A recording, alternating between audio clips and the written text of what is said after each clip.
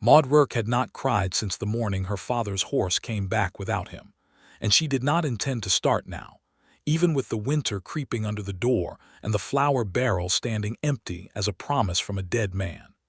The year was 1878, and the land around Harlan Creek, New Mexico Territory, did not care one lick for a 26-year-old woman living alone on 40 acres of red clay and stubbornness. The territory was raw still, barely stitched together from blood and treaty paper, and the nearest town, a place called Odell, population 200 and climbing, sat 4 miles east across a stretch of mesa that turned treacherous when the rains came. Maude knew every inch of that mesa. She had walked it barefoot as a girl when her boots wore through, and she had ridden it on a mule that was mostly temperament and only partly horse, and she knew that the land did not offer anything without taking something in return. She had learned that lesson at 14, when her mother died of fever in July, when the cotton dress she had been wearing turned yellow with heat and grief, and when her father, Emmett Rourke, had looked at her across the supper table and said quietly, the way quiet men say the things that echo longest, "We do not ask for help from anyone, Maude. We Rourkes carry our own weight." He had meant it as comfort. She had received it as instruction, and she had not deviated from it in 12 years. Even when Emmett himself had ridden out in October of 1876, chasing a rumor of unbranded cattle up in the Sangre de Cristos and never coming back.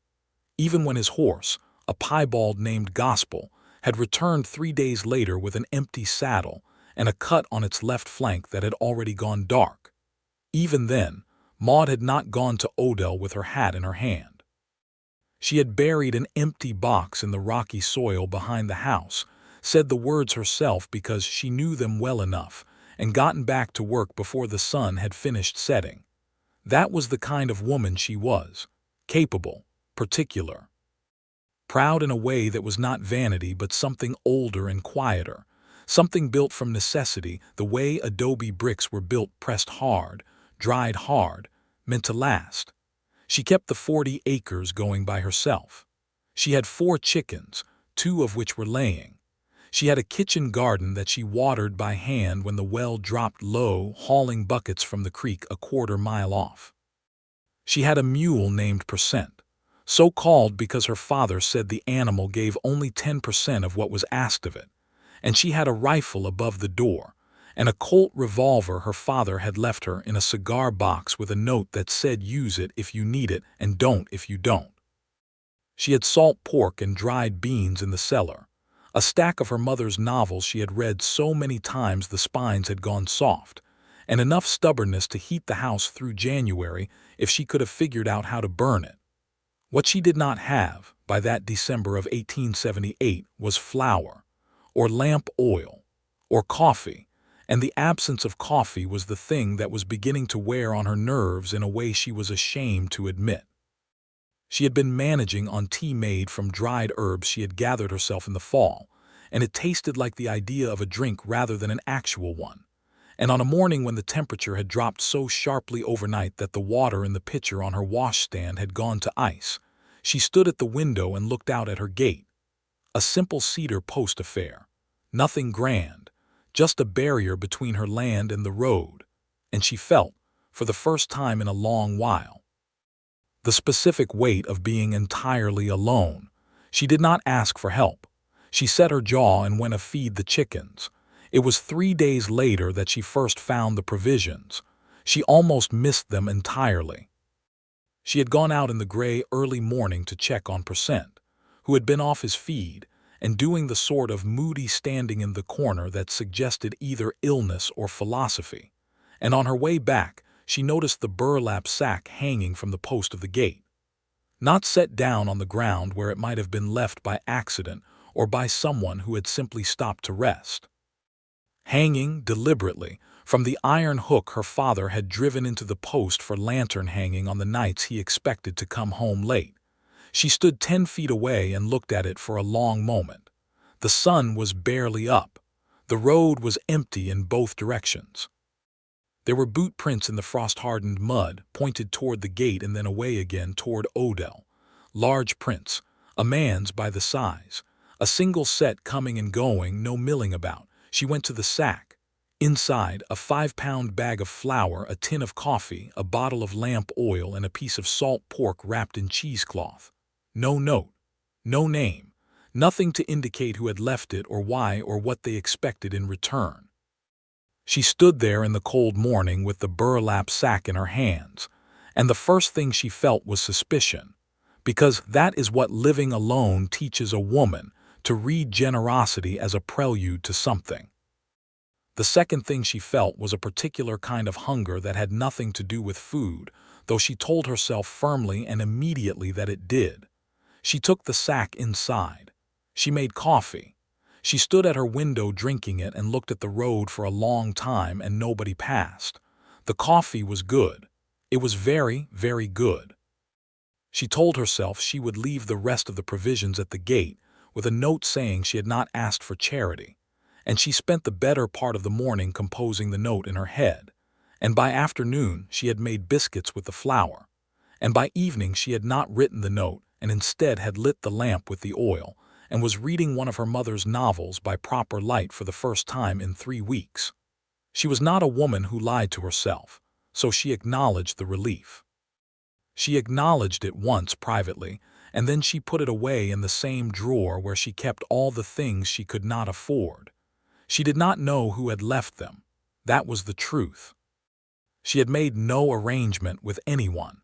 She had spoken to no one about her situation. She went to Odell once a month when she could manage it, to sell eggs and whatever else she had, and to purchase what she absolutely could not produce herself. And she kept those transactions brisk and businesslike, and she did not linger and she did not chat, and the people of Odell, who admired her at a respectful distance the way you admire a hawk, with appreciation and the good sense not to reach for it, mostly let her be. 2 weeks passed. Then, on a Tuesday morning with sleet coming in sideways off the mesa, she found another sack at the gate. This time, cornmeal, dried apples, a bundle of candles, and a small tin of lard. Again no name. Again only the boot prints going away toward Odell. This time she stood at the gate for longer. She looked at the prints until the sleet began to fill them in, and she thought about the person who had made them, and she was surprised to discover that she did not feel suspicious anymore. She felt something more complicated than that, something she had no immediate word for, which was itself unusual because Maude Rourke generally had words for everything. She took the sack inside. She did not leave a note. She told herself it was because she still did not know where to address it, and that was true, but it was not the whole truth, and she knew it. In Odell, Clayton Garrison was the man nobody quite had figured out. He had come to town in the spring of 1878, which was not so long ago that people had stopped noticing him, but long enough that he had established himself in the way. A man establishes himself in a small town by being useful, by being quiet, by not causing trouble and resolving it when others did. He had taken a position at Haverson's General Store, which he ran with a steadiness that the previous clerk, a young man named Purvis who had a weakness for cards, had entirely lacked. He kept the accounts clean. He restocked the shelves without being asked. He could lift the heavy crates without complaint, and he could also read well enough to write a proper letter for customers who needed it, which in a frontier town was not a small thing. He was 31 years old, with the kind of face that had been burned by enough seasons of outdoor work to make him look capable rather than merely handsome, though he was that too, in the particular way of a man who does not know it and would be embarrassed to be told. He was tall without making a point of it. He had dark brown eyes that had a habit of going very still when he was listening, the kind of stillness that made people feel they had been genuinely heard, which was rare enough in 1878 New Mexico territory that it qualified as a gift. He had come from Kansas, before that from Missouri, before that from a war that he did not discuss. He had a slight stiffness in his left shoulder that appeared when the weather changed, and he had a scar along his jaw that he wore the same way he wore everything, without explanation and without apology. He had heard about Maude Rourke the way you heard about a landmark. From Haverson himself, who said, "The Rourke woman comes in once a month, pays what she owes, doesn't owe more than she can cover, and doesn't want conversation." From the postmistress, Mrs. Fenwick, who said, "That girl is going to grind herself to nothing out there on that place, and she won't let a single soul help her do otherwise. God bless her." From the man at the feed store, who said simply, "She's the stubbornest woman in the territory, and the territory has several contenders." Clayton had seen her once in November, when she had come in to sell 4 eggs and buy a box of rifle cartridges. He had been in the back of the store when she came in, and he had watched her through the gap in the curtain without intending to, and what he had noticed was not what a man typically notices first about a woman. What he noticed first was the economy of her, the way she moved without wasting a single step, the way she counted out the coins from a small leather purse with the deliberate care of someone for whom every cent had been earned by hand. She was not pretty in the soft, arranged way of women in parlor paintings. She was pretty the way a good knife is pretty, with a quality that was entirely tied to its function, its purpose, its capacity for the thing it was built to do. Her hair was dark and she wore it pulled back tightly, and her eyes, when they moved across the shelves with that quick, assessing look, were a color he could not exactly name but thought about for longer than he had any business thinking about anything. She had left without looking at him. He was fairly certain she had not registered his presence in the room at all, and he had found that both deflating and oddly respectful. He had asked Haverson about her situation without making it sound like asking. "She's still running that place by herself," he had said, very casual while stacking bolts of fabric. "Has been for 2 years, Haverson said. Her father went missing up in the mountains and she just kept on. Hasn't asked a single person for so much as a nail. She doing all right," Haverson had looked at him sideways. "She's getting through, but winters are hard out there." That was all Clayton had needed to know. He was not a man who made elaborate plans. He was a man who saw what needed doing and did it without theater.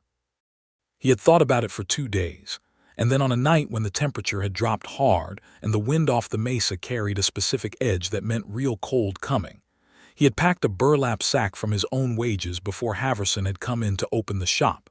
He had a key.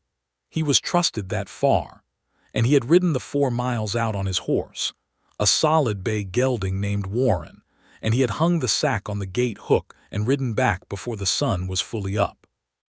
He had not signed his name because he understood, with a certainty he could not entirely account for, that signing his name would ruin it.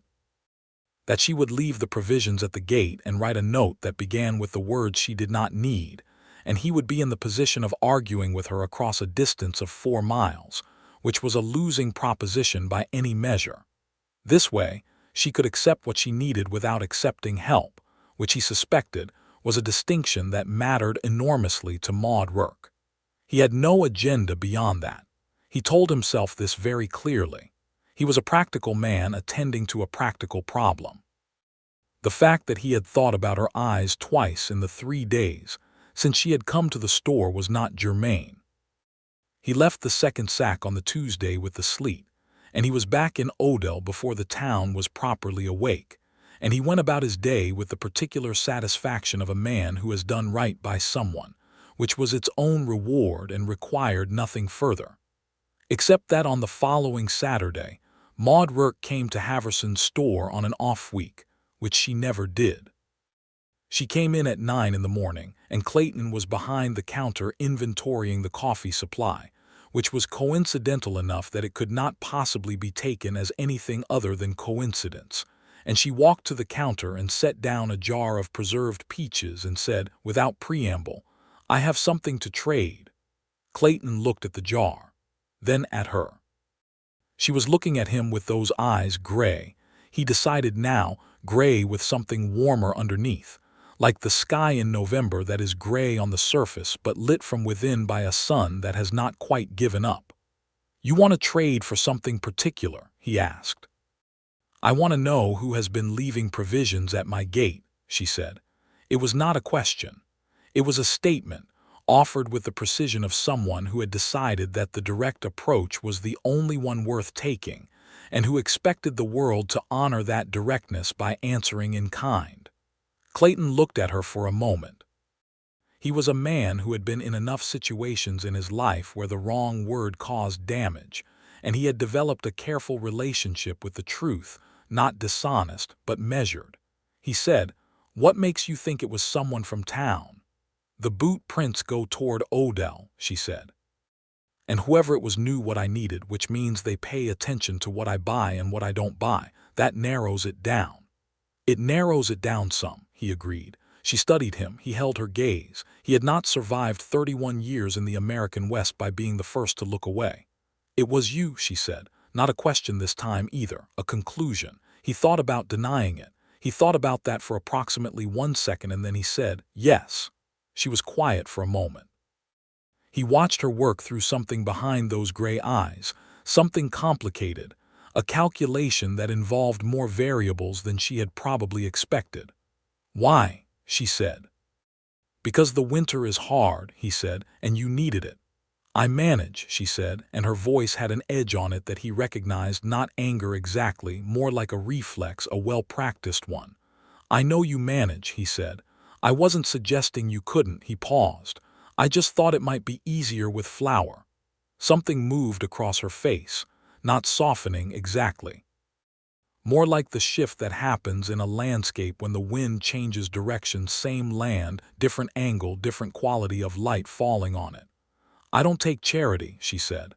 "I didn't offer charity," he said. "I left supplies at a gate. You took them or you didn't." He kept his voice even, factual. "Seems to me you made your own decision about it." She looked at the jar of preserved peaches still sitting on the counter between them. "I brought that for payment," she said. "I can see that," he said. "I don't know what the going rate is on a 5-pound bag of flour and a tin of coffee," she said, "but I expect peaches are a fair start." He looked at the jar. Then he looked at her. He felt something happen in his chest that he was not going to name in a general store at 9 in the morning with Haverson in the back somewhere coughing over a ledger. "Keep your peaches," he said. "Call it a neighborly gesture." "You are not my neighbor," she said. "You live in town." "Near enough," he said. She picked up the jar, held it, put it back down. "I'll take supplies at fair market price," she said. "You tell me what you paid for what you left and I'll pay you back in trade or in coin when I have it." He thought about arguing. He decided against it. "Fair enough," he said. She looked at him one more time, and he thought she was about to say something else, something that existed somewhere between thank you and something harder to categorize. And then she appeared to decide against it, and she gave him a nod, short and definitive, and she bought 2 bolts of muslin and a box of cartridges and left. He stood at the counter for a full minute after she was gone. Then he pulled the jar of peaches over and set it under the counter where he could see it. He told himself he was keeping it for the accounting. That was a reasonable thing to tell himself. The next several weeks proceeded in a way that Maude had not anticipated and was not entirely sure how to categorize. Clayton Garrison brought provisions to her gate every 10 days or so. Not always food.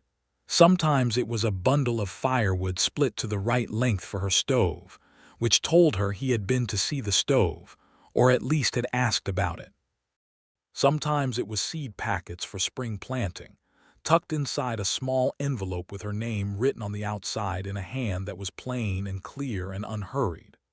Once it was a pair of good leather-work gloves, and she had stood at the gate for 3 full minutes holding them before she put them on, and they fit, which meant he had been paying attention to her hands, and she was not sure how she felt about that except that she felt something.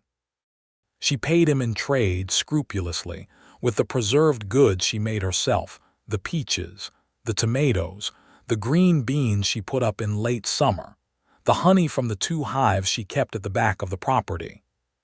She brought these to the store on her monthly visits, and she placed them on the counter and said what they were and what she calculated them to be worth, and he wrote it down in his ledger with the same scrupulous care, and neither of them mentioned anything beyond the transaction, and both of them were aware of significantly more than the transaction. January turned to February. The cold did not relent, but it became more bearable, as familiar things always do, and Maude found herself moving through her days with a quality of something she was not yet willing to call anticipation, but that operated like it, a forward lean in her spirit, a noticing of days until her next trip to Odell, a tendency to look at the gate first thing in the morning when she went to check on percent. She was not unaware of what this meant. She was too honest with herself to be unaware of it. She just did not know what to do with it, because she had not done anything like it in a very long time, and the territory in which she was most experienced managing alone, requiring nothing, asking nothing, was the opposite territory from this. She thought about him more than was convenient. She thought about the steadiness of his voice and the particular way he had said, "I just thought it might be easier with flour." That simple, unadorned sentence that had somehow landed on her more squarely than any elaborate declaration she had ever read in her mother's novels. She thought about his hands when he was writing in the ledger, and the scar along his jaw, and the way his dark eyes went very still when she was talking, as if what she said genuinely required all of his attention, which was a quality she had not previously encountered in a man to this degree. On a Wednesday in early February, she had a problem that required, for the first time in a long time, the acknowledgement that she needed something. Percent had gotten into something. She suspected a patch of local weed she had not entirely cleared from the north fence line, and he was moving badly, his back left leg stiff and his temperament even worse than usual. And while Maude knew enough about animals to keep him comfortable, she was not certain she knew enough to know whether this was going to resolve on its own or whether it was the beginning of something worse. She had no money for a veterinarian, even if she could have gotten Percent to town, which in his current condition she could not. She stood in the barn with her hands on her hips and looked at Percent, and Percent looked back at her with the expression of an animal who was suffering just enough to be resentful about it. She went inside and sat at the table and thought. Then she did something she had not done in 12 years. She wrote a note. It was brief. It said, "My mule is ill. I think it may be local weed. If you know someone who has experience with this, I would be grateful for the advice." It was not signed, because she was going to give it to him directly, and signing it seemed redundant. But she spent 10 minutes looking at it before she folded it, because the act of writing it, of committing to paper the fact that she needed something, felt enormous, felt like crossing a river she had not crossed in a very long time. She rode Percent very slowly to town the next day, Friday, going easy on the back roads to spare the leg. She came into Haverson's store and Clayton was at the counter, and she handed him the note without preamble. He read it. He looked up. "How long has he been like this?" he asked. 3 days, she said. "You let me know 3 days in." He said, and she heard something in his voice that was not quite reproach, was instead a kind of careful surprise. "I thought he might improve," she said. Clayton folded the note and put it in his pocket and said, "I know about local weed. I ranched in Kansas for 6 years before I came here. Can I come out tomorrow morning and look at him?" She had not expected him to know about it himself. She had expected a referral to someone else, a name, a piece of advice delivered second-hand. She looked at him and he looked at her, and she said, "Yes." He came out at 7 in the morning on Saturday with saddlebags that contained things she recognized: activated charcoal, which she knew was used for poisoning cases, and a few other compounds she knew by sight from her father's medicine box. He was not showy about it. He went directly to Percent, introduced himself to the mule in a low, even voice, the way a man does when he knows animals need to be spoken to before they are touched, and he examined the leg and looked at the mule's eyes and mouth and said, "He hasn't had much of it. Caught it early enough. He'll need to be kept off pasture and given this charcoal solution in his water for a week, and then he'll be back to his usual difficult self." "He is always difficult," Maude said. "I know," Clayton said, and there was something so warm in those 2 words, something that acknowledged that he had heard things about Percent and had perhaps heard them from her specifically and had paid attention, that she had to look away at the fence line for a moment. They stood in the barn together in the early morning light, and she said, "Thank you," and the words came out straight and clean without apology or qualifier, and she thought that perhaps it was easier to say them to someone who had been receiving her provisions as payment for 2 months without making her feel small for needing to pay. "You can pay me in those green tomato pickles you brought in last month," he said. "Haverson bought 2 jars and has been very smug about it." She laughed. It surprised her. It surprised him too. She could see it in his face, the brightening of it, the way the stillness in his eyes shifted to something warmer, and he smiled. And she thought that a man who could look like that when he smiled should perhaps be approached with some caution, because it was a very effective smile.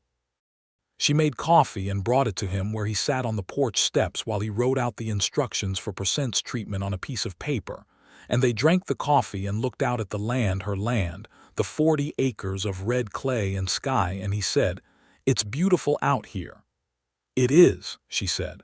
"Must be hard sometimes," he said, "being here alone." She considered the question. She did not deflect it, which was itself unusual. "Some days more than others," she said, "but I know this land, it knows me. There's something to that." "There is," he said. He rode back to Odell, and she watched him go, and percent, behind her in the barn, made a sound that could have been suffering and could have been commentary, and she told the mule not to push his luck. Spring came to the New Mexico territory the way spring always came there. Suddenly, extravagantly, as if apologizing for the length of winter by putting on an excess of color. The red clay roads dried out, and the cottonwoods along the creek threw new leaves that were almost electric in their greenness, and the sky went up so deep and blue it looked like a different sky from the one that had sat gray and low over the land all winter. Clayton's visits to the gate did not stop when the cold broke. They changed, became less about necessity and more about something else. He began leaving things that were less strictly practical. Once a cutting of rosemary from Mrs. Fenwick's garden, wrapped in wet cloth to keep it alive. Once a book, a novel left without comment, and when she came to town the following week he did not bring it up, and neither did she, but she had read it in 2 nights and thought about it for a week, and it was a good book, which she took as a further indication that he was paying more attention to her than was strictly accounted for by neighborly generosity. She brought him apple butter in April. She left it at the store counter and said, "For the book." He looked at the jar. "What book?"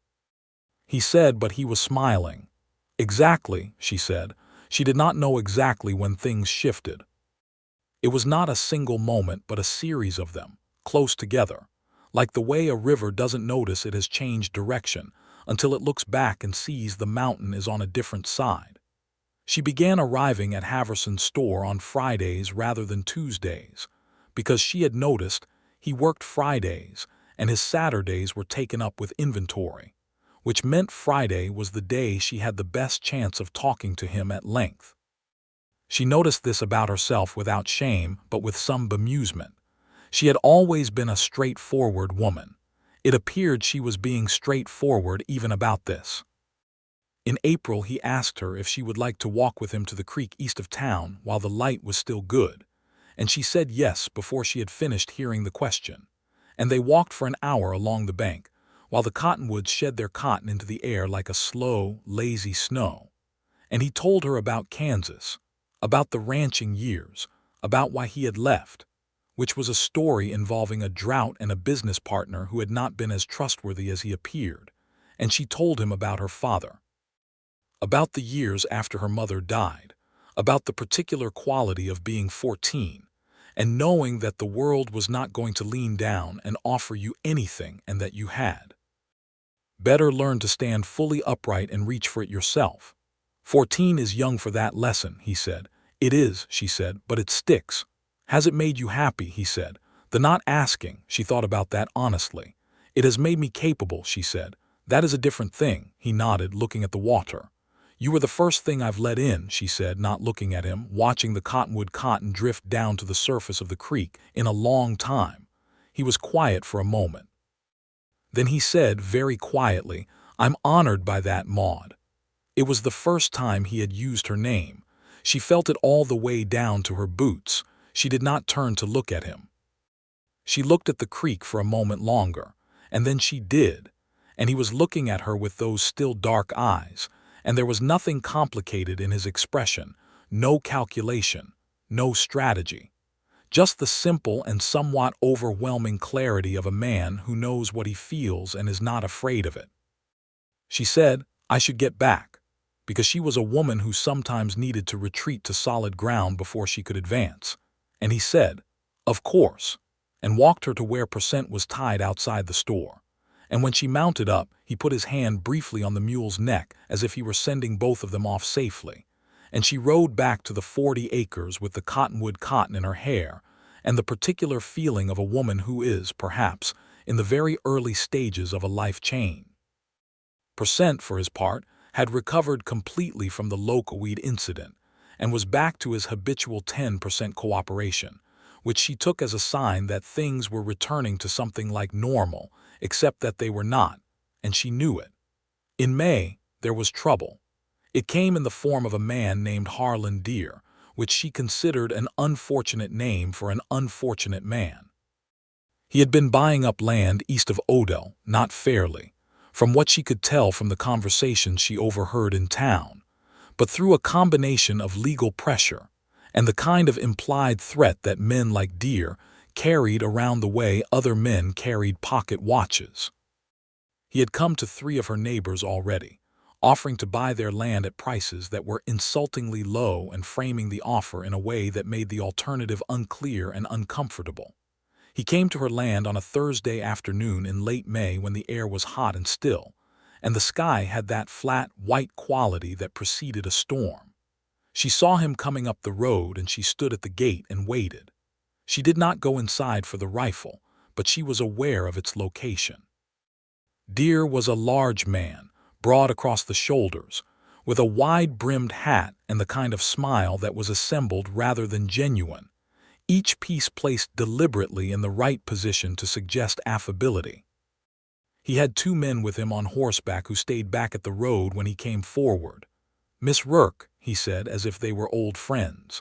"It's Mrs. Rourke," she said, which was not technically true but was strategically useful.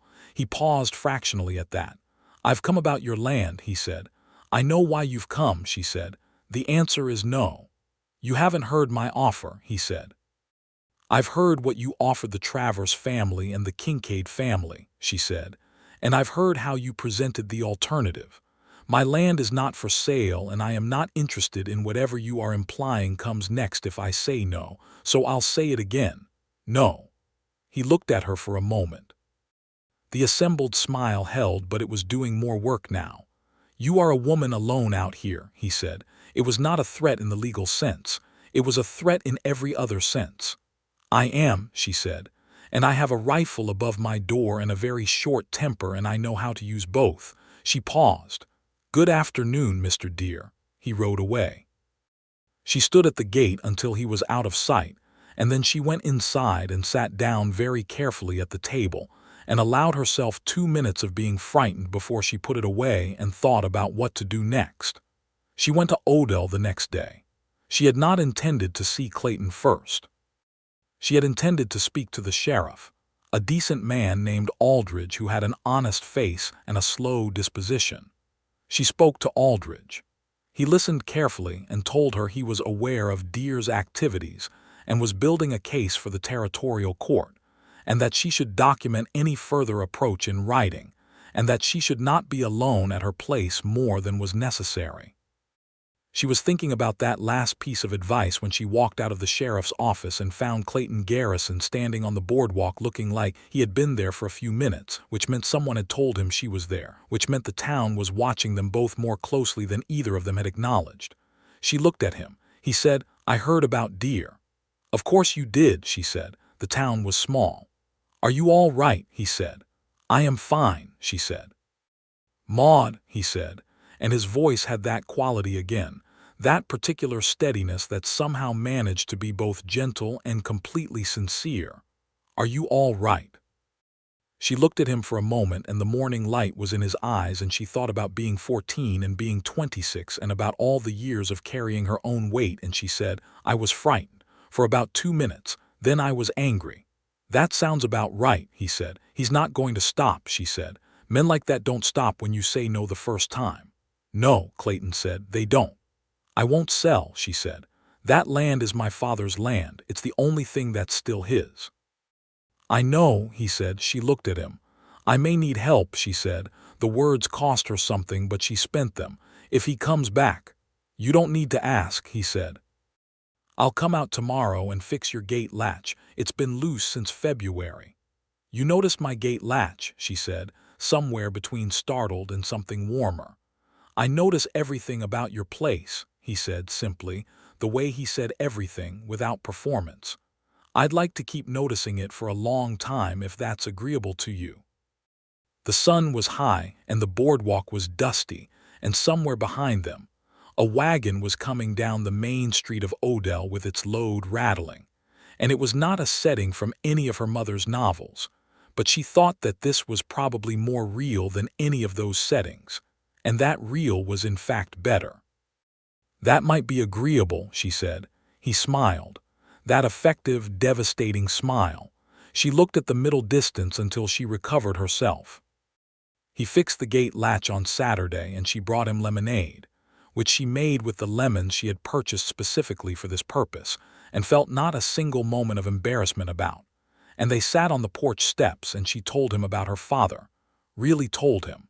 The full version, including the empty box she had buried and the words she had said alone over it. And he listened with the full quality of his attention. And when she was done, he said, "He raised a remarkable woman." Very quietly, and she thought she might be in serious trouble, the very best kind. Harlan Deer came back in June. He sent one of his men this time rather than coming himself, a younger man, thin, with nervous eyes, who knocked at the door and delivered a written offer. She read it, wrote no on it in large letters, and handed it back. The next week, her chicken coop was broken into and 2 of her chickens were killed, not taken, just killed, left where they lay, which was message rather than theft. She found them in the morning and stood there in the early light, and felt a cold fury move through her that was very clarifying.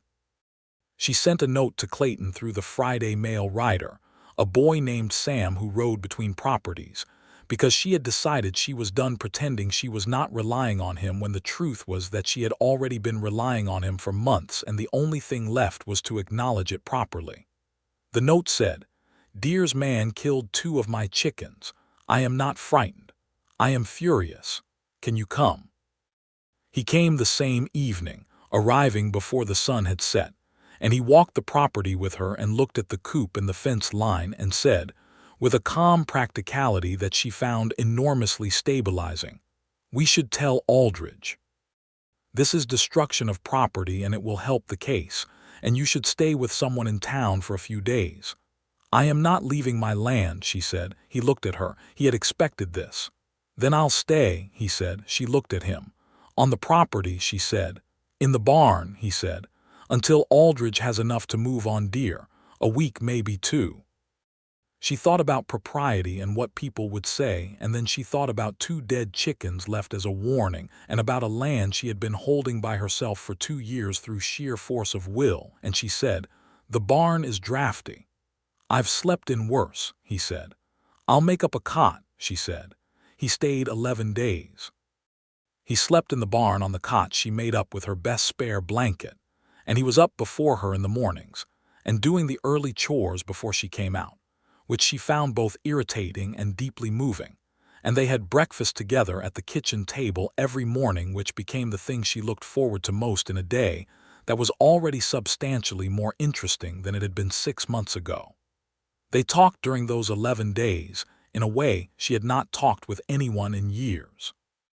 He told her about Missouri, about his family, a father who worked iron and a mother who had a remarkable memory for poetry and would recite it while she cooked, and 2 brothers he was not close to anymore, a distance that had to do with disagreements about the war and who had fought in it and on which side, And she understood from the way he said it that this was something that still sat in him like a stone, not resolved but carried.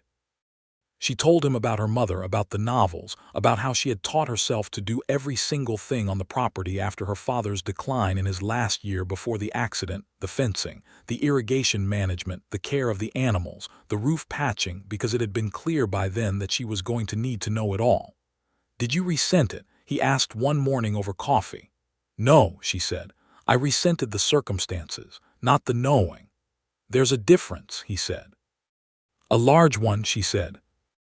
On the seventh night he had gone out after supper to check the fence line, and came back to report that a rider had been through tracks in the soft ground near the north fence, but whoever it was had not stopped or done anything. He had checked the whole perimeter. She had stood at the kitchen window watching the darkness while he was out there, and she had felt something that she recognized clearly, an emotion she had not felt in this precise configuration since before she was 14. She had felt afraid for someone else, not for herself and what would happen to her if things went wrong. Afraid for him, out there in the dark on her behalf. When he came back inside, she was still at the window and he looked at her and said, "Everything's fine." And she said, "I know." And she did know. And she was still relieved in a way that had nothing to do with knowledge and everything to do with what was growing in her chest, like the green shoots she put in her kitchen garden every spring, cautious and persistent, and reaching for the light. On the 9th day, Aldridge arrested Harlan Deer at his property outside of town. The case, as the sheriff explained to Clayton and to Maude when they came to hear about it, had been building for months. Deer had been involved in fraudulent land claims going back to 1875, and the destruction of property incident had given the territorial court the specific local evidence needed to move. He was taken to Santa Fe for trial. His men dispersed. The land east of Odell, the parts Deer had already acquired through his various pressures, would be subject to court review, and several families who had sold under duress were expected to receive some restitution. She had not asked anyone to fight for her. She had documented. She had reported. She had done what needed to be done, and Aldridge had done what needed to be done, and Clayton had stayed in her barn and fixed things and stood watch and had not once suggested that any of it was beyond her capacity. That was the part she kept thinking about. He had never once suggested she could not handle it. He had simply added himself to the equation. On the 11th day, when it was clear the immediate danger had passed, he packed up the cot and brought it back to the house, and she made supper chicken stew with the vegetables from the kitchen garden, and cornbread from her own recipe, which was a recipe worth making cornbread for, and they sat at the table in the lamplight and ate, and the evening was very quiet and warm, and she thought she did not want him to leave. She said, "I suppose you'll go back tomorrow." "I expect I should," he said. She looked at the table, then at him. "I would like you to keep coming out," she said, "not for the gate latch, not because there's a threat, just because I would like you to." He was very still for a moment. "Maude," he said, and his voice was different, lower, with something in it she had heard approaching for months and was hearing clearly now. "I have been in love with you since November, and I have been trying very hard to be patient about it." She looked at him across the table with the lamp between them, and she said, "You have been very patient." And her voice was steady, but her heart was doing something it had not done in a long time, something bright and unruly and entirely its own. And she thought, sitting there in the kitchen her father had built and her mother had lived in, and she had kept going alone for 12 years, she thought that perhaps the point of all that keeping going had been to arrive at this. "I don't want to push," he said. "I know you, Clayton," she said, and using his name out loud felt like something opening. "You have been leaving provisions at my gate since December without your name on them because you understood that I needed to decide for myself whether to take them. That is the most patient thing anyone has ever done for me." She paused. "I have decided." He looked at her. "What have you decided?" he said quietly. "That I would like you to keep coming out," she said, "and that I would like you to stop sleeping in the barn." It was a frontier woman's declaration of love, and he received it as such completely, gratefully. with the same stillness he brought to everything she said. But underneath it she saw something bright come into his eyes, something that was not stillness at all but the opposite, something warm and alive and very much in favor of this development. He reached across the table and she put her hand in his, and that was that, really. That was the thing that changed everything, in the way that the smallest actions sometimes contain the largest shifts.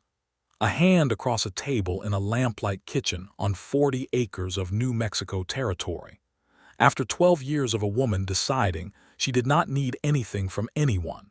After 6 months of a man finding the exact right way to offer what she needed without making her feel small for needing it. They were married in September in Odell, on a Saturday when the air had just begun to carry the first suggestion of autumn, and the cottonwoods along the creek were starting to go gold at the edges. Mrs. Fenwick, the postmistress, cried. Haverson shook Clayton's hand so vigorously it was almost aggressive. Aldridge attended in his good hat. A number of people from the surrounding ranches and farms came, including the Travers family and the Kincaid family, who had been dealing with the aftermath of Deer's land scheme, and who seemed to feel that a wedding was the appropriate response to the resolution of a difficult season. Maude wore a dress she had made herself from the muslin she had bought at Haverson's, not white, because white was impractical, but a pale blue that she had never worn before, and that suited her in a way she had not known to expect until she put it on. She carried a handful of the rosemary from the cutting Clayton had left at her gate in April, which had rooted successfully in her kitchen garden and grown into something sturdy and fragrant, and she thought that was appropriate. Clayton wore his good jacket and had his hair cut properly and looked, several people mentioned afterward, like a man who could not believe his own good fortune and was not ashamed to show it. They stood before the minister and they said the words, and when it was done, he kissed her in the modest way of a man who is aware of an audience and also fully intends to revisit this later in private, and she laughed against his mouth, which was not traditional but felt entirely right. They went home to the 40 acres. He had, over the summer, been gradually shifting his life there, bringing his things out in the saddlebags over many trips, putting them away in the house with a care and a tentativeness that she had appreciated, as if he understood that he was entering a space that had its own established life and its own dignity, and that his job was to fit himself into it rather than to rearrange it to fit him. He had not rearranged a single thing without asking her. He had fixed the roof in 3 places where she had not told him it needed fixing, but had merely noticed her looking up at them during the rain. He had built a second room onto the back of the house over August, saying only that they might want the space eventually, without elaborating on what he meant by eventually, which she found both characteristic and extremely clear. He had kept his position at Haverson's store, riding into Odell 3 days a week, because the income was useful and because he was good at it, and she had continued managing the farm, which she was better at than she had ever admitted, because admitting how good you are at something when you have done it entirely alone feels like showing a wound. Now she told him.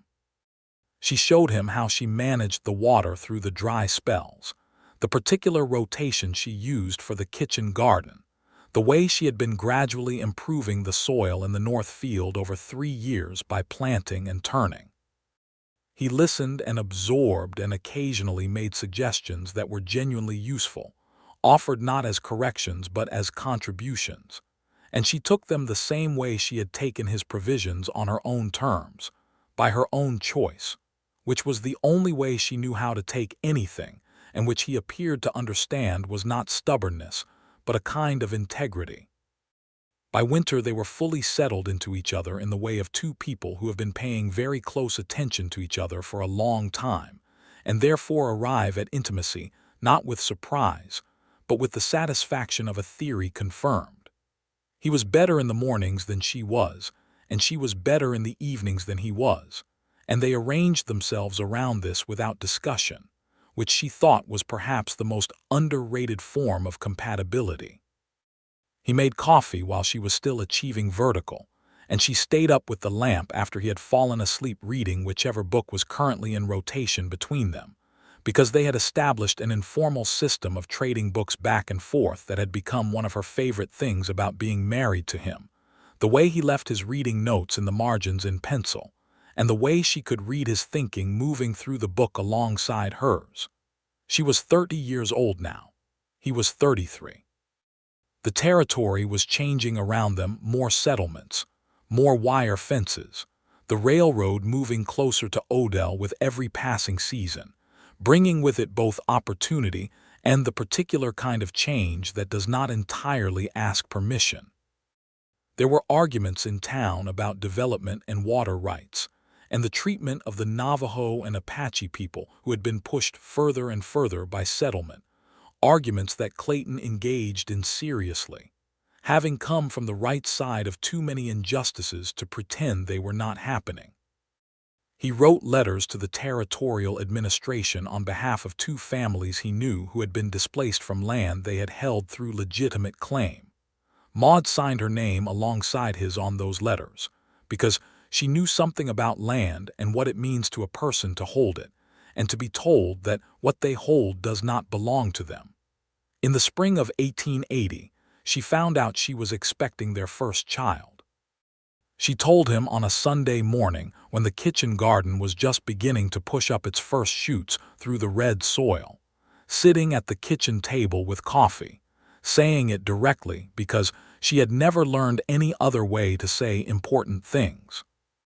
He set down his coffee cup and looked at her for a long moment, and she watched his face move through something surprise, and then a warmth so complete it was almost visible, like heat coming up from the ground.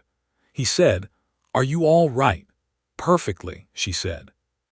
He reached across the table and covered her hand with his, which was the gesture he had made the first time, the hand across the table, and which she had come to think of as his specific language, the way some people say "I love you" with words, and he said it most clearly with that particular gesture. "A baby," he said, as if testing the reality of it. "Yes," she said. "On our 40 acres," he said. "On our 40 acres," she agreed, and she felt the shift in that pronoun, the hour the way you feel a door opening onto a warm room. Their son was born in November 1880, in the room Clayton had added onto the back of the house, the room he had built with eventual in mind.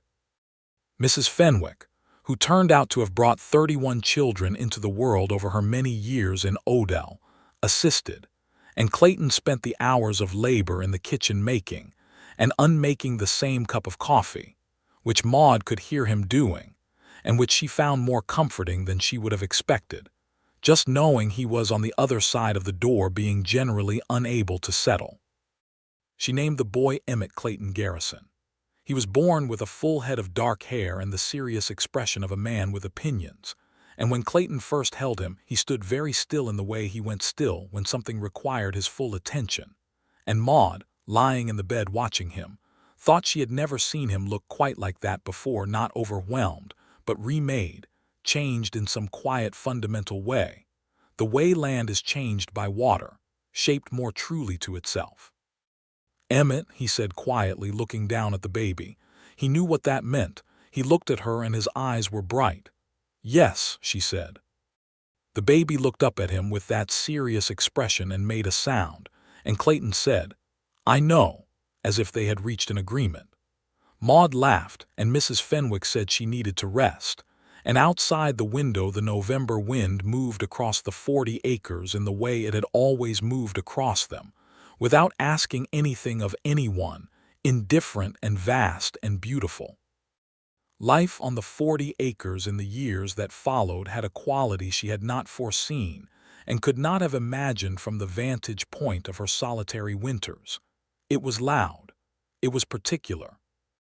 It had texture and color, and the specific weight of other people's personalities pressing up against hers in ways that required more negotiation than managing a mule, but were, on the whole, significantly more rewarding.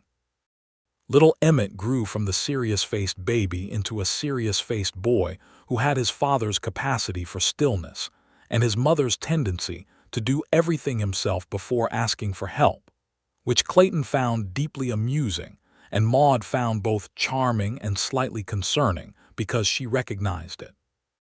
By 1882, she was expecting again, and this time the child was a girl, born in August when the heat was at its peak, and the kitchen garden was in full extravagant riot tomatoes and green beans and squash, and the rosemary from the cutting that had become a full, enormous, aromatic bush in the corner of the garden. The one thing that had started from a provision left at her gate in April of 1879 and grown, along with everything else, into something that seemed like it had always been there. They named the girl Clara, which had been Maude's mother's name, and she was born with Clayton's dark eyes and Maude's precise, assessing quality, and Emmett, who was 2 and had been deeply skeptical about the concept of a sister throughout the entire preceding months, took one look at her and announced, with the absolute authority of a 2-year-old, "Mine," which was not precisely the correct framing, but which Clayton said showed strong character. Clayton continued at Haverson's store through 1882, but by 1883, Haverson, who was getting on in years and whose health had begun to reflect it, offered him a partnership in the business that would eventually become a full buyout. Clayton came home on the evening of that conversation and laid it out for her at the kitchen table the way he laid everything out, plainly, completely, without the theatrics that might have accompanied a lesser man presenting an opportunity for himself, and said, "It would mean more time in town, at least for the first few years while I learn the full business. I want to know what you think." She thought about it seriously, because he deserved a serious answer. "We've managed this place with you in town 3 days a week," she said.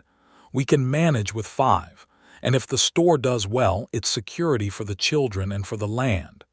It will mean less time here," he said. "I am not going anywhere," she said. He smiled.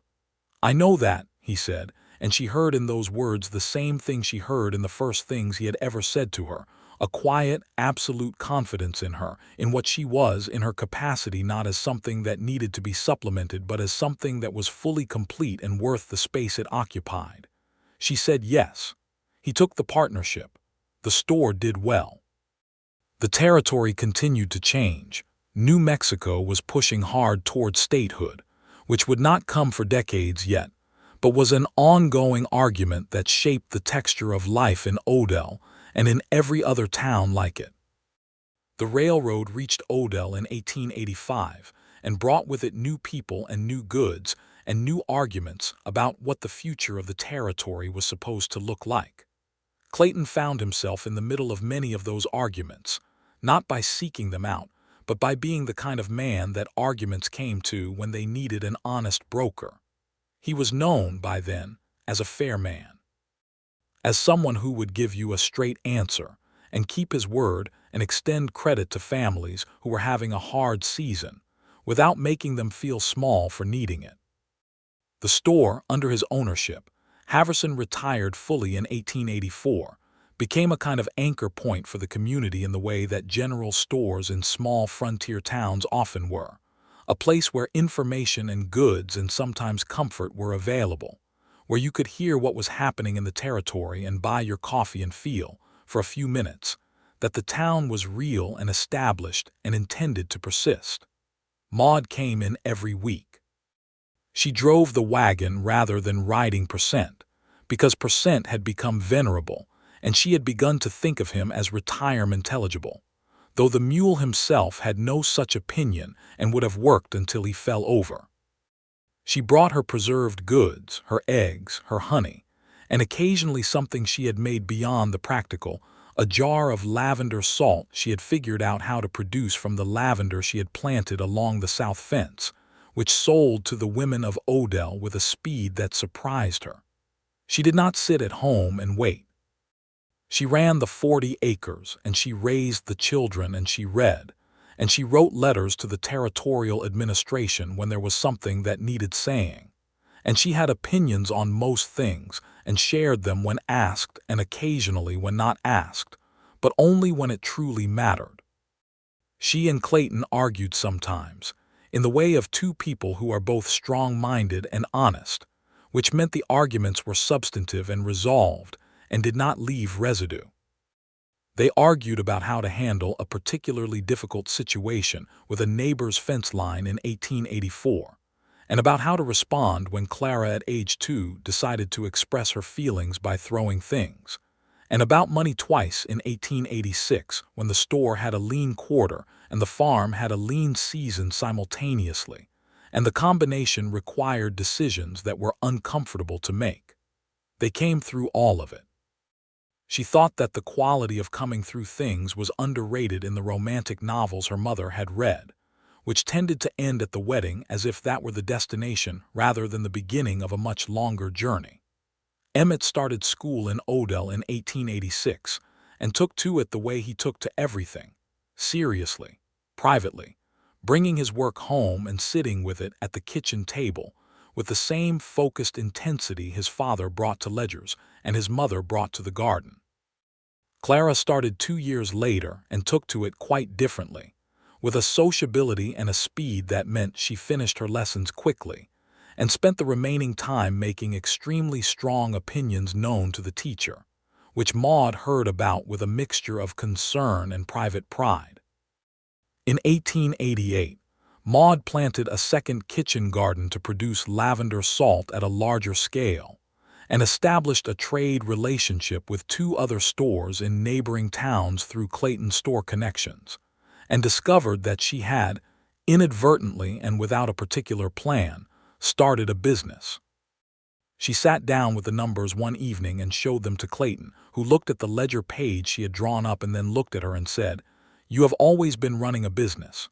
You just didn't call it that before." "I suppose I was," she said. "Will you expand it?" he said. She thought about it. "Carefully," she said, which made him smile because that was precisely her approach to everything, not cautious in the sense of afraid, but deliberate, choosing each step with the attention it deserved. That was the year she also purchased the 20 acres adjacent to the north of their property from a family that was moving toward the railroad's opportunities in Las Vegas, New Mexico, which was growing rapidly.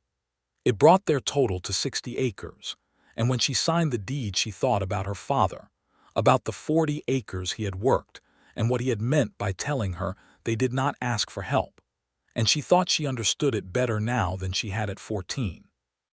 He had not meant that help was wrong. He had meant that she should know the difference between help freely given and help used as a lever. She knew the difference. She had always known it. She had simply, for a long time, found it easier to refuse all help than to make the distinction, and then Clayton Garrison had come along and made the distinction unavoidable by leaving flour at her gate without his name on it. She thought she might need to thank him for that. She had, in various ways and through various means, been thanking him since December 1878, and she expected she would continue for quite some time. The summer of 1889 was a good summer. The lavender was thick and fragrant, and the production from the extended garden exceeded what she had projected, and the kitchen garden was so abundant that she and Clara spent 3 August weekends putting up enough preserved goods to stock a small outpost. Emmett, who was 9 by then, was old enough to help with the heavier garden work and did so with the same serious thoroughness that characterized everything about him. And once, late in August, she stood at the edge of the garden and watched her son work alongside his father, the two of them repairing the fence along the south side in the late afternoon light, talking in the quiet, easy way of people who are comfortable with each other. And she felt something in her chest so large and complete that she had to stand very still until it subsided into something she could carry. Clayton looked up and saw her standing there. He raised his hand, the simple gesture, the familiar one, and she raised hers back, and that was all, and it was everything. In the fall of 1889 she found out she was expecting their 3rd child, which she had not necessarily planned for, and which she received with the same composure she brought to all unexpected developments, which was to acknowledge them, assess them, and proceed accordingly. She was 37, which was not young for a 3rd child in the New Mexico territory of 1889, and she was aware of that. And she was also aware that she was strong and capable and had brought 2 children into the world without serious trouble. And she held all of those facts simultaneously and kept on. Clayton's response to the news was, characteristically, first to ask if she was all right, and then to hold her hand across the kitchen table. "Are you happy?" he asked.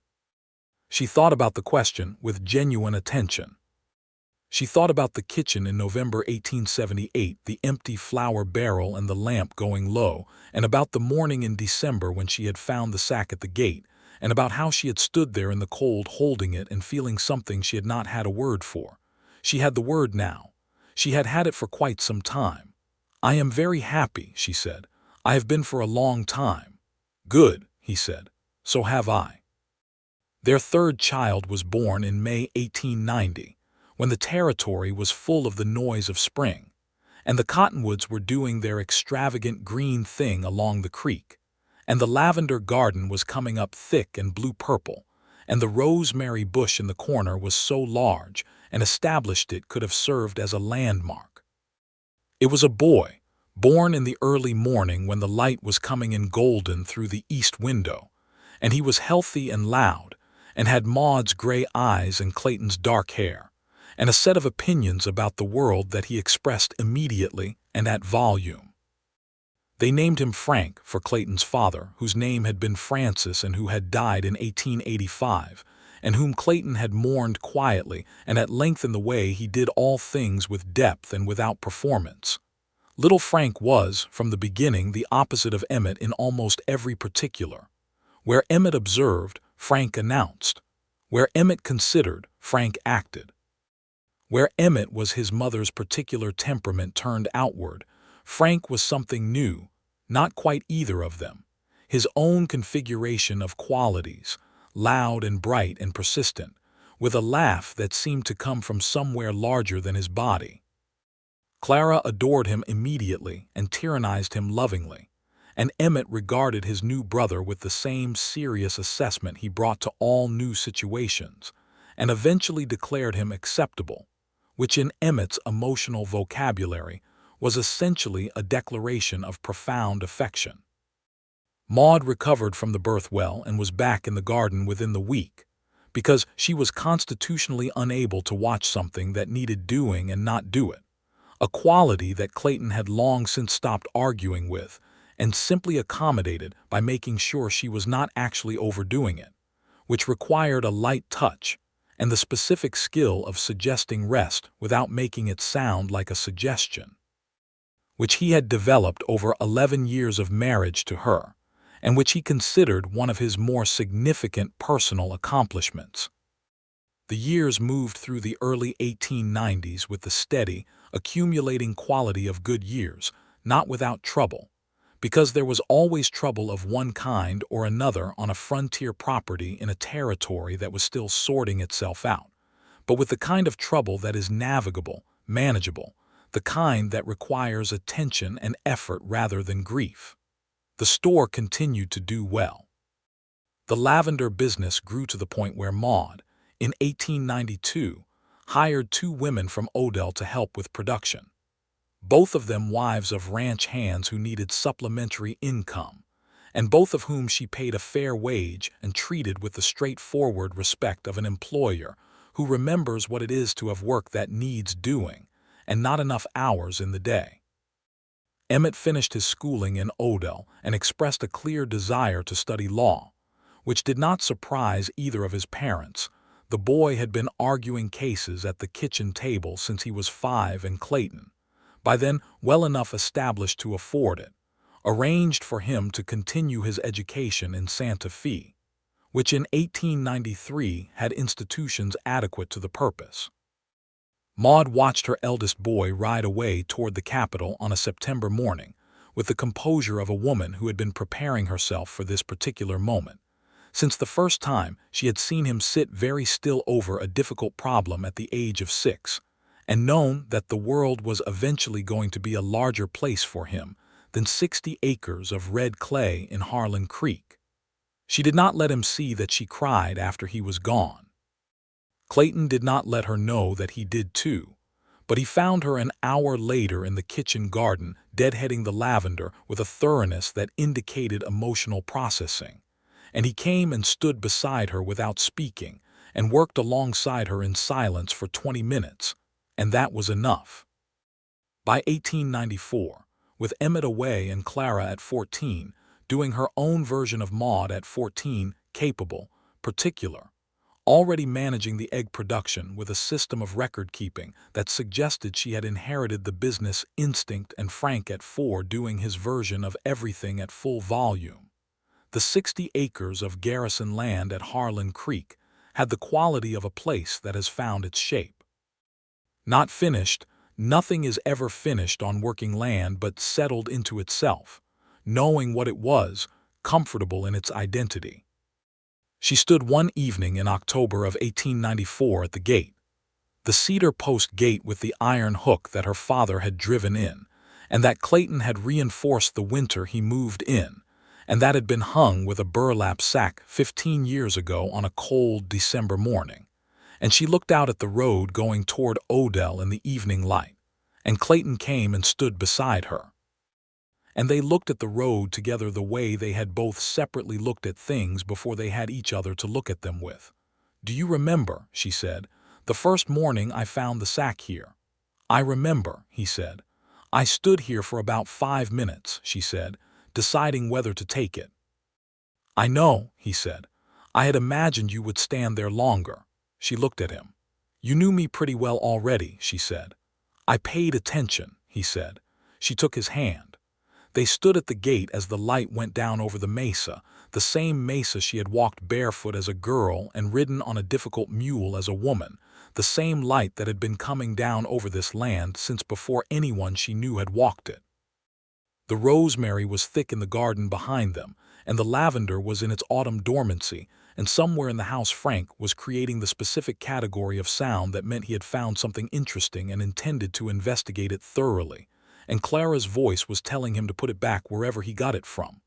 "I did not ask anyone for anything," she said, "for a very long time." "I know," he said. "I am glad you did not wait for me to ask," she said. He squeezed her hand. "I am glad you let me," he said.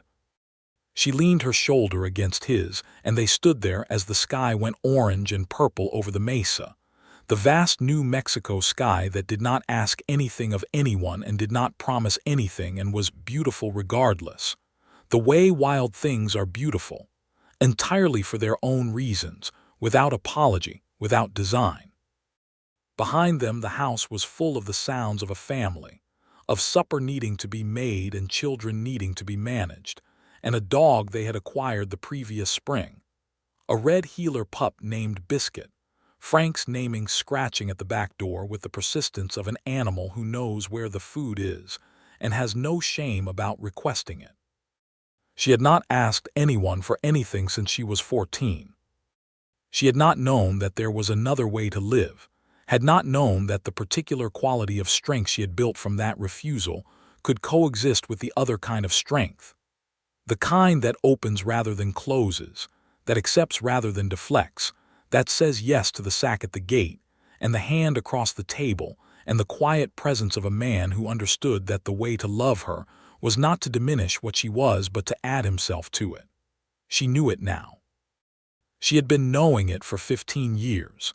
Since the morning she found the flour and the coffee and the lamp oil on the hook at the cedar gate and made her coffee, and stood at the window and felt, for the first time in a very long time, that the coming day had something in it worth moving toward.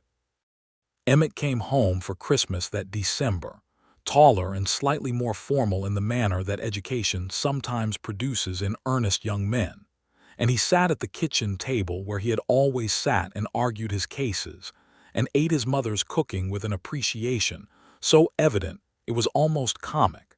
And Frank attached himself to his eldest brother's leg and declined to be removed for the better part of 2 days.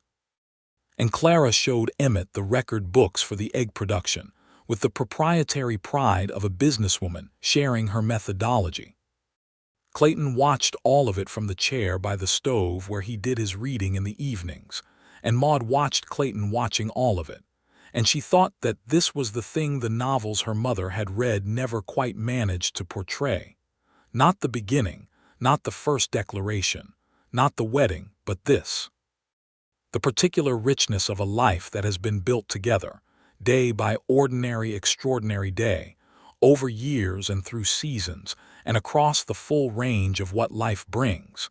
And the way love, when it is real and tended, does not diminish but accumulates, does not simplify but deepens, does not stop surprising you even when you know it well.